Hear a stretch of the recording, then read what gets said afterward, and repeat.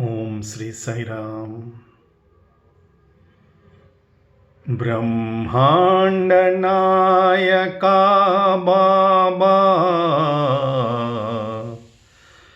परतीपुरीश्वर बाबा,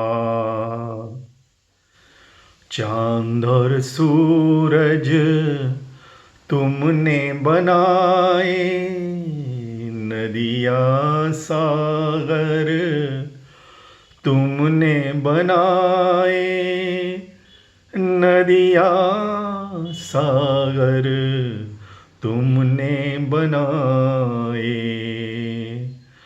ब्रह्मांड नायका बाबा, परतीपुरीश्वर बाबा। ओम Shri Sai Ram.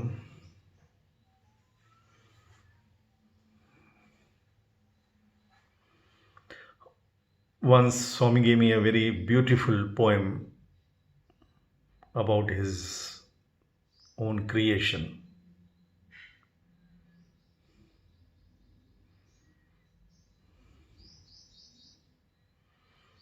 The earth moves, the water flows, the fire burns, and the wind blows. The ether sounds Om, Om, Om, only to please Lord Satya Sai.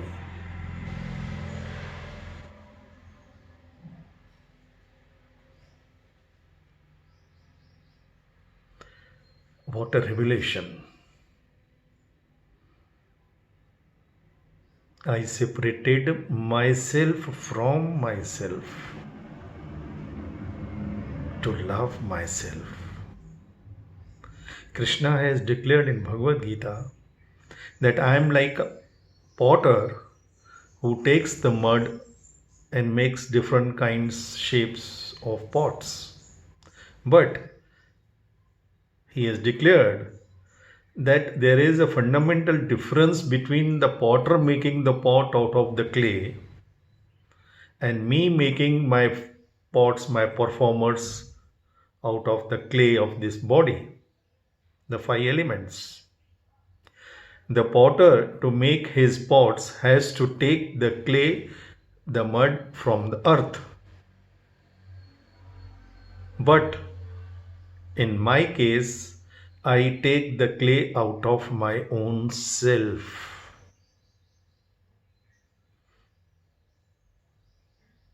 Because there is nothing that I am not. Even the clay is me, the potter is me, the pot is me.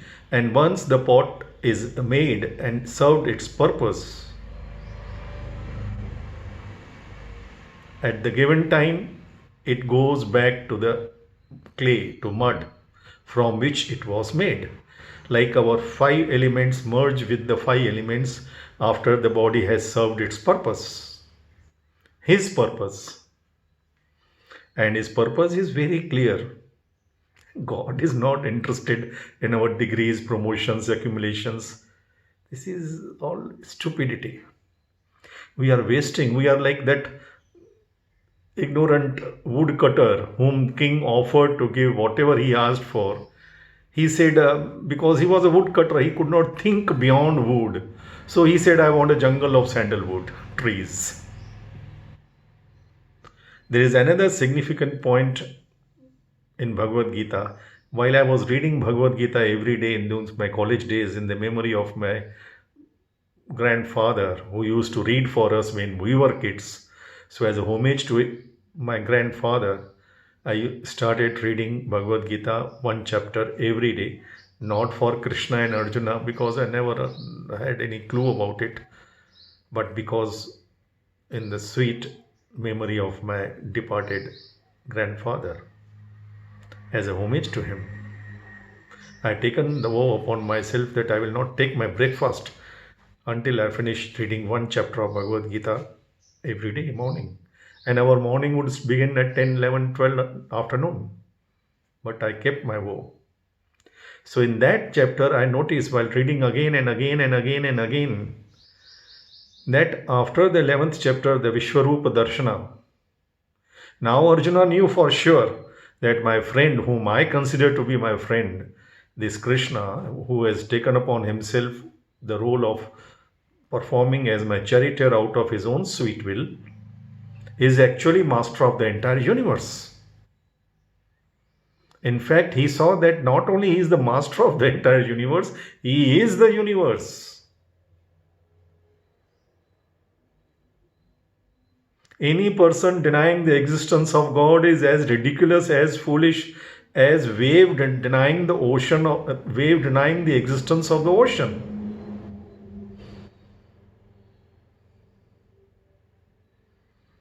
If God is not there, then tell me what else is there. So he saw the Vishwarupa, that Krishna is the master. But after 11th chapter, did he ask, okay, Krishna, you are my friend and I know that you are the master of all the game, you can play anything. So make me win the war. Help me to get back my kingdom. Help me to kill Duryodhana and all the negative forces. You do it for me. This is what I want from you, expect from you. You are my friend. No. After knowing that Krishna is the creator, if we all must have read Bhagavad Gita, after that Arjuna focuses on the depth of the existence, why, how, the revelations, the signs of a good person and bad person, how our mind works, what is our role of human beings, everything is spiritual. The profound knowledge he gathers from Krishna, because in his wisdom, that is why Krishna chose Arjuna as the instrument, not any lesser authority even amongst the all five brothers, because Arjuna had that acumen, that wisdom. Let me take from Krishna something which Krishna alone can give. Let me ask from him the truth which he alone can reveal.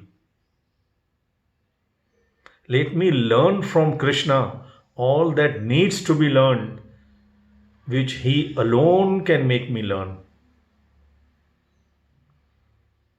Let me understand the entire game, the fundamentals of the game from the master of the game, because he alone can unravel the secrets to me. Why should war I can win? He had full confidence in his own skills and talents, in his own courage. He was courageous, Arjuna. Yatra Yogeshwara Krishna, Yatra Dhanush Dhari Arjuna, the courageous Arjuna. Both are required, positive and negative. Yogeshwara Krishna, who is master of all the yogas. So if we want God to be with us, God says, why not you be with me? And to be with God, to be on God's side, you don't have to act like Bhishma, that knowing that what is right, what is wrong, still you be on the side of the wrong, then you are not Arjuna. Yatra Yogeshwara Krishna, Yatra Dhanush Dhari. Arjuna is courage. Arjuna is questioning. Arjuna is understanding. Arjuna is performing as per the direction of the director. In the last chapter, in the 18th, in the second or third last shlokas, Arjuna says, yes, Krishna, now having understood the fundamentals of the entire game, I am ready to follow your command. Not before that. Before that, he was arguing like me. We all are that Arjunas, all of us. There is no special for God. I have mentioned in one of my recent videos, nobody should get this idea that anybody is special to this God or that God. No. If it is God, then nobody is special to him, because all are his children. Who could be special to a mother? We can claim that for me, God is special. For me, he alone matters. We are answerable and accountable only to Him, to the Master, no lesser authority. That is living spirituality, that is living our faith. And if we fail to live our faith becomes dead faith. And I repeat, dead cannot deliver. Obviously. So we have to live our own faith, what we actually believe in. It is so simple, having known that He is the Master. Now it is so simple to follow His command, having understood. Now Arjuna says, I am ready to follow your command. Because now confusion is clear. There is no doubts. Doubting minds are half blind. Our intelligence, our discrimination, everything should be enlightened. Just because you are having a torch doesn't mean that you are having light. You have to switch on the torch. Just because you have the connection doesn't make your house brighten up and lighten up. You have to switch it on. That is, you have to enlighten your buddhi. Diyo yona prachodayat. Let my buddhi, my intelligence, who is nearest to the Atma, shine with the enlightenment of the Atma, the light of love, the light of God. No other light can enlighten our mind, our intelligence, our discrimination. And once it is enlightened, Swami says, then you have that fundamental discrimination.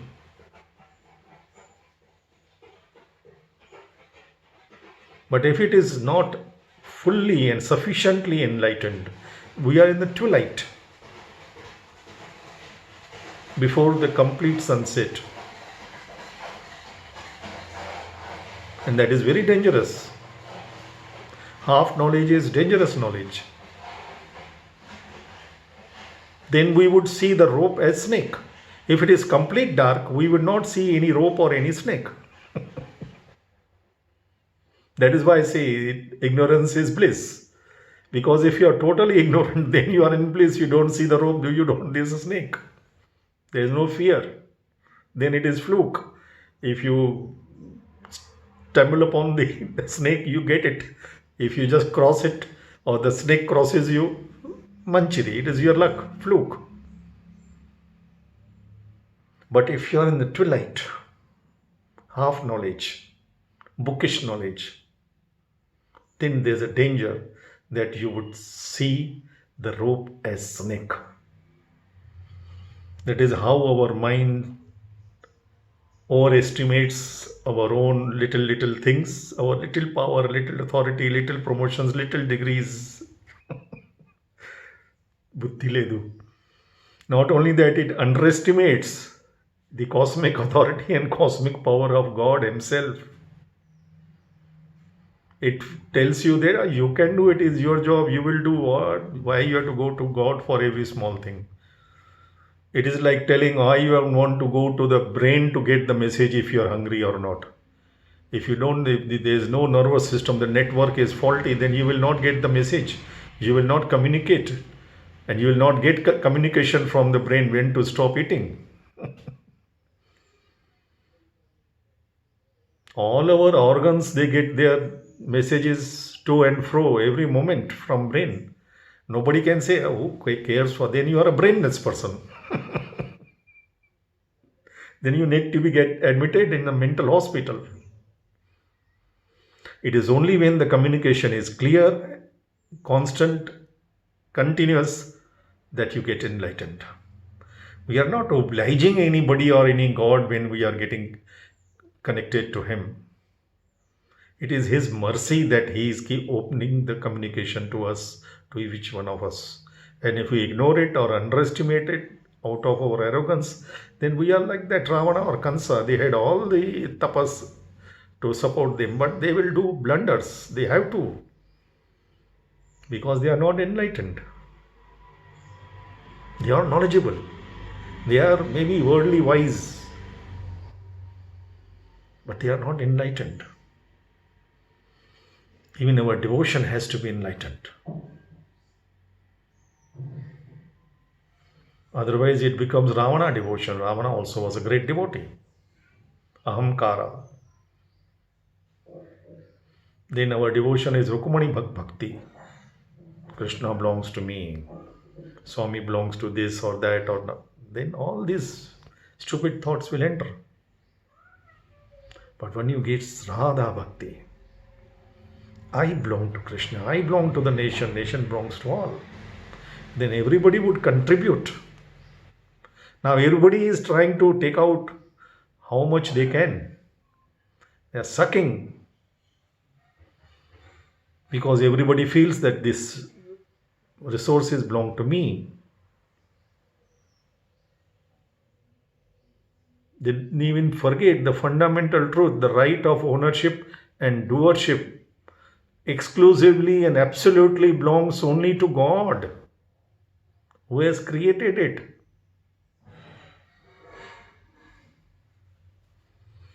Even the wave belongs to the ocean. It has no independent existence. Once I was giving talk at the Tata Institute of Social Sciences. One student, she asked me, we want freedom. I said, perfect. Which freedom do you want? You are a human. Do you agree? She said, yes. Then God has given you human freedom. Do you want freedom of dog? Dogs do everything on the road. Do you want that freedom? She understood. She said, no, uncle, I don't want that freedom. Then be human, behave human. For humans, there is a different. Humans can't fly like a bird or swim like fish. Humans are humans. You can't behave like dogs on the street. That is not freedom. That is playing somebody else's role, the lower kind of role. When God has created you in His own image, why do you want to behave like dogs? Why not behave like God? 3 letters, G-O-D, D-O-G.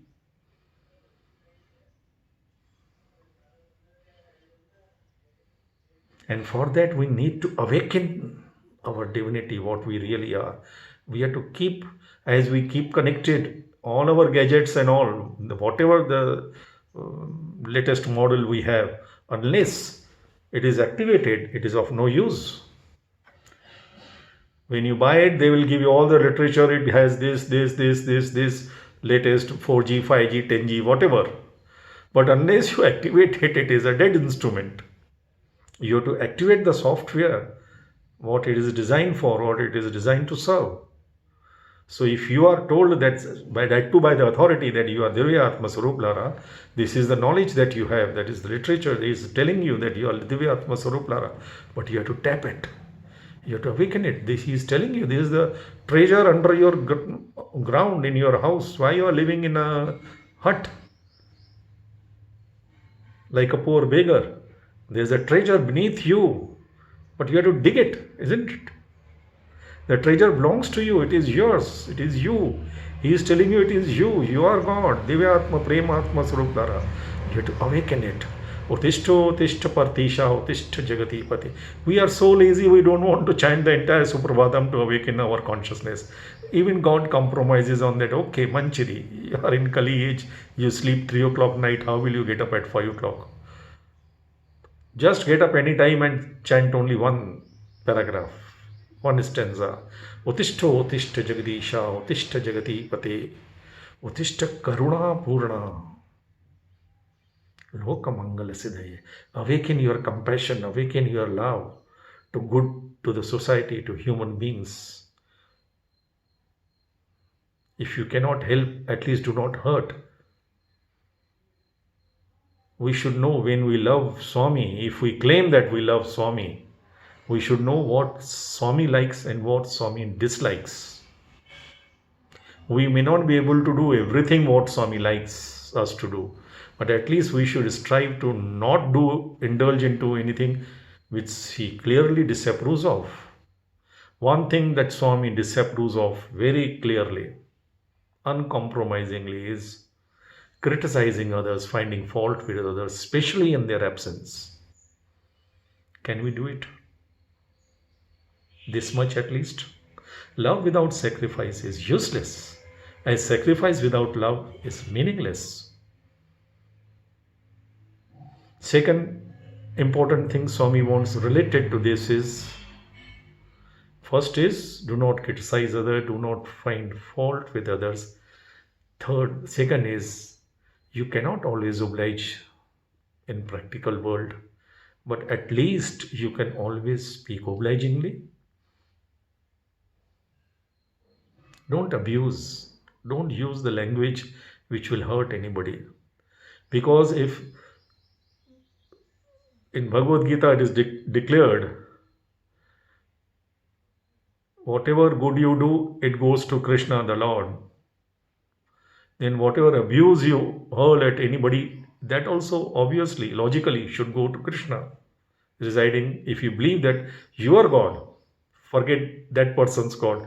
If you believe, that is why I say you have to live your own faith. If we believe that our God, our Rama, our Krishna, our Allah, our Jesus resides in each and every person, then how could you abuse any person? You cannot always oblige. Swami is very practical. And you should not, must not oblige all the time, all the people for everything. You use your discrimination. But the fundamental discrimination is that person, good or bad, ugly, whatever, is after all a human. You should not cross the limits of human dignity. You should react with that human dignity. Refuse obligingly. These two golden rules. Enough. He is pleased. Other small ritual, this, that, eating non-veg, drinking and all, they will come on. Swami says if your nose falls just by a little cough, what will happen to it if you sneeze? These are small issues that you can manage. But these are very important, these two. Don't criticize others, especially in their absence.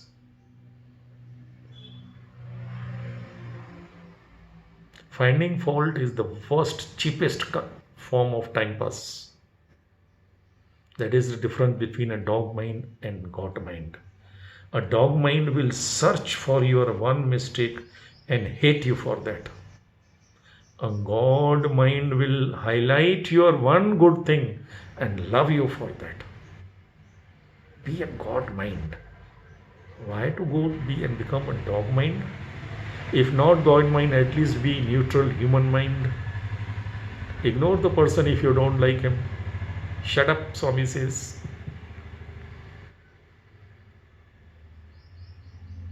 And yesterday, as I mentioned, when we are taking, because every food that comes to our, Swami says food is not taken only from your mouth, what you eat. Food is your intake from all the five senses. What you hear, what you see, what you smell, what you touch, what you speak, and what you eat. Everything is intake. That forms your mind, your thoughts. Mind is what? Bundle of thoughts. Swami says you remove every thread from the kerchief, it is gone. So you have to be very careful. And for that, Sai Arpanam. And at least while eating food, avoid, this God is so liberal, he doesn't say stop, avoid watching your phones, cell phones, or all negative or whatever on TVs and all, in that stupid idea that if we watch then only we can swallow. That means you are closing the communication from brain to stomach, stomach to brain. When to stop, you will never know. Eating is like yagna. Brahmarpanam, Brahmahavir, Brahmagno. Krishna says, Arjuna, where do you? I reside in your stomach as the fire.